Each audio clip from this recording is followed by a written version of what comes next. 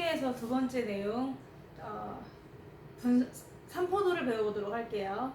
지난 시간까지는 대표값에 대한 이야기였고 이제 오늘부터는 삼포도에 대한 이야기입니다.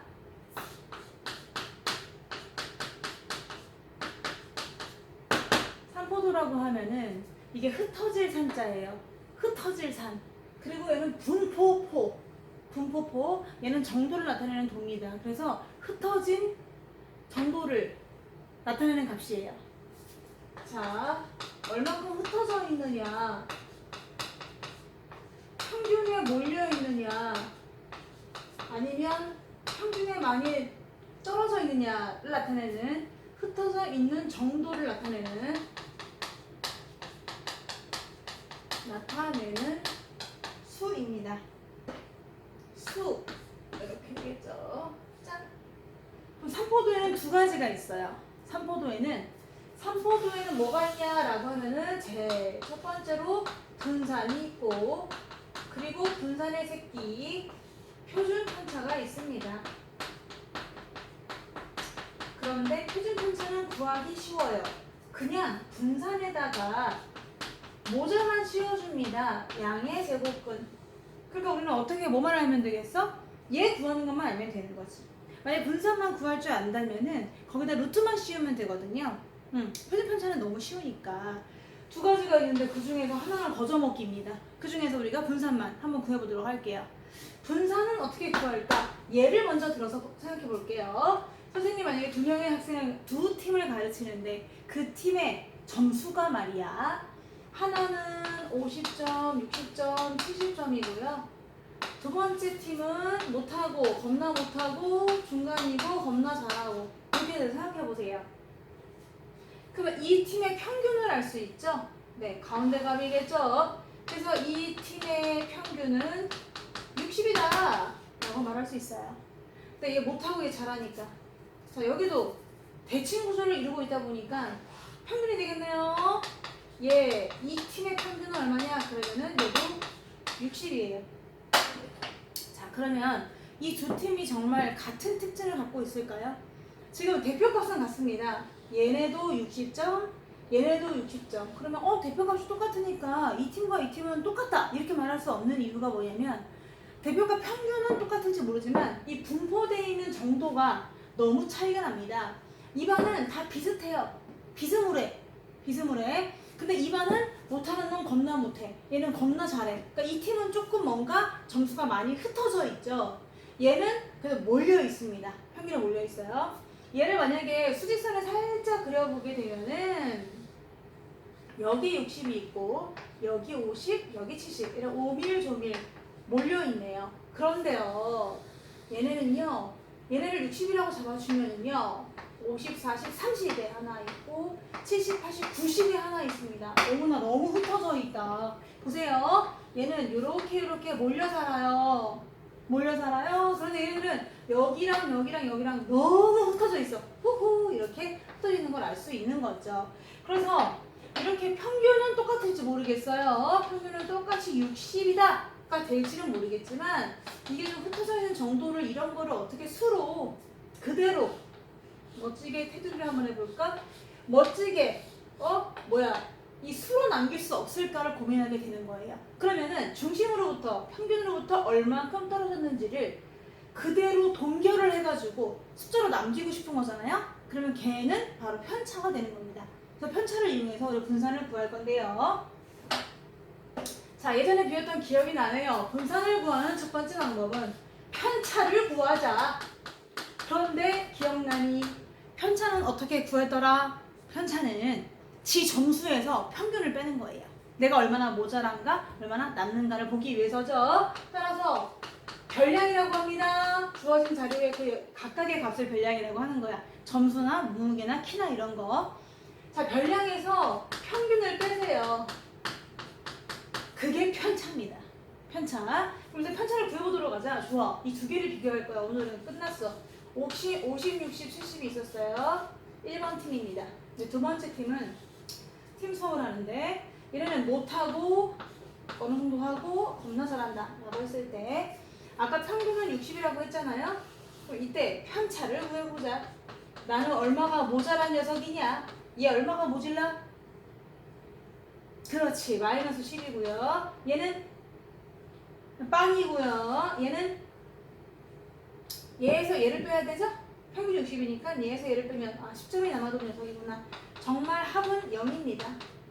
확인하시고요. 우리는 두 번째 팀도 너무 궁금하다. 두 번째 팀은 어떻게 될까? 한번 구해보세요. 편차가요. 얘는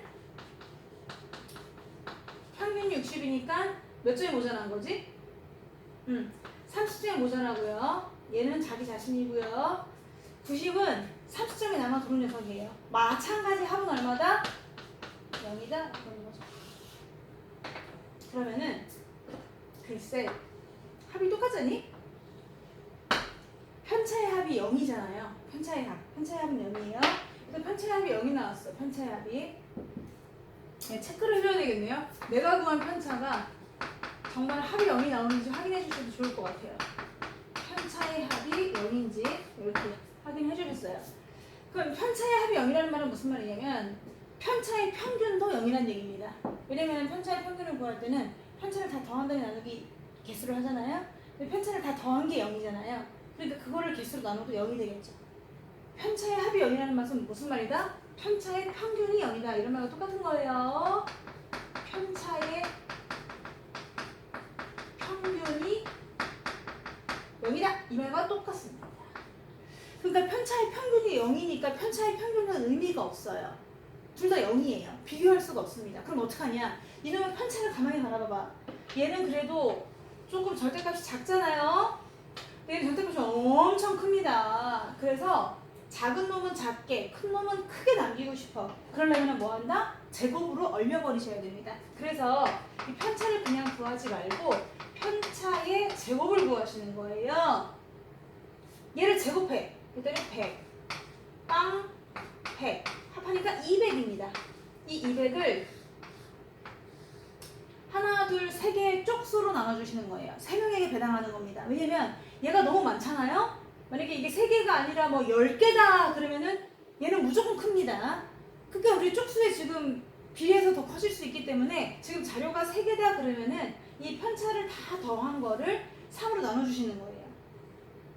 자, 그래서 다 더한 거를 3으로 배당을 해주니까 얘가 바로 분산이다. 이렇게 약속을 한 거죠. 그럼 분산을 어떻게 구했다고요? 다시 볼까요? 편차를 구했어요. 그죠? 그러면 두 번째로 그 편차를 그냥 다 합하지 마세요. 그거 다 합해봤자 소용이 없습니다. 그거 다 합하면 0이에요. 그러니까 편차를 평균해도 0이잖아요. 그러니까 편차를 평균하지 말고 편차의 제곱을 다 합하세요. 다 합해. 이렇게 얘 더하기 얘 더하기 얘 이렇게 다 더하시는 겁니다. 편차의 제곱을 다 이렇게 모아 200이 나왔지? 그런데 이 200이 답이 아니라 3명이 나눠가는다는 얘기입니다. 왜? 만약에 이게 10개가 되면은 얘는 더 커져요. 그러면 쪽수가 많은 쪽에 무조건 숫자가 클 거 아니야? 그러면 안 되는 거지. 쪽수가 지금 3명밖에 없지만은 이 3으로 나눠주셔서 한 명당 해당되는 어떤 배당금이라고 생각하시면 되겠네요. 그래서 200만 원을 나눠가는 것이 아니라 그걸 3등분해서 나눠간다고 생각하시면 돼요. 그래서 분산을 구할 적에는 편차를 다 합했죠? 그게 끝이 아닙니다. 그 자료의 개수로 나누어 주셔야 되는 거예요. 자료의 개수 몇 명인지로 나눠주시는 겁니다. 잠깐 표준 편차는 밑으로 내려가고요. 넌 좀 내려가 있어 라고 해놓고 두 번째 미리 써놔야지. 표준 편차는 누구의 새끼다? 분산의 매입이다. 그래서 루트 분산 양의 제곱분만 구해주시면 되는 거고요. 지금 분산을 구했어. 그럼 분산을 우리가 만약에 내가 대학을 들어가는데 수리논술을 볼 수도 있고 뭐 논술, 구술 면접을 볼 수도 있는 거잖아요. 근데 그 구술 면접을 볼 때 자네 분산이 뭔가? 라고 물어봤을 때 한마디로 딱 할 수가 있어야 돼요. 그럼 막 글쎄 편차를 구한 다음 어쩌고 저쩌고 이렇게 하면 너무 그냥 좀 그래 보이고 가장 좋은 건 이겁니다. 여기서 편차 제곱의 평균이라고 하는 거죠. 자, 분산이란 뭐다? 하고 한마디로 정의를 하게 되면은 편차 제곱의 말하면 되는 겁니다. 말이 좀 어렵긴 하지만 생각을 해봐. 여기에 지금 편차 제곱이 들어있잖아요. 그쵸? 걔를 다 더한 다음에 개수 나눠주면은 편차 제곱의 평균이 나오는 거예요. 왜냐? 만약에 이걸 생각해봐. 이쪽에 와서 우리가 기말고사를 봤는데 그 기말고사 점수를 다 더한 다음에 그 시험 과목 개수로 나눠보세요. 그럼 뭐가 나오죠? 그러면 그렇지. 그 점수의 평균이 나옵니다. 점수의 평균. 아니다. 나는 우리 반에 몸무게를 조사해보고 싶다. 우리 애들이 얼마나 뚱뚱하고 얼마큼 나가는지가 너무 궁금해. 그러면 몸무게를 다 더했어. 몸무게를 다 더한 다음에 나누기. 명수라고 해야겠지? 개수보다는. 자, 명수를 했어. 그럼 뭐가 나오는 거죠? 그렇죠. 몸무게의 평균이 나오는 겁니다. 몸무게의 평균. 이렇게. 평균이라는 것은 누구를 더해갖고 나누는지가 되게 중요한 거죠. 그래서 여기 지금 점수를 죄다 더한 다음에 개수 나눠주면 점수의 평균이 나오는 것이고, 몸무게를 다 더한 다음에 나누기 명수하면은 몸무게의 평균이 나오게 되는 거죠.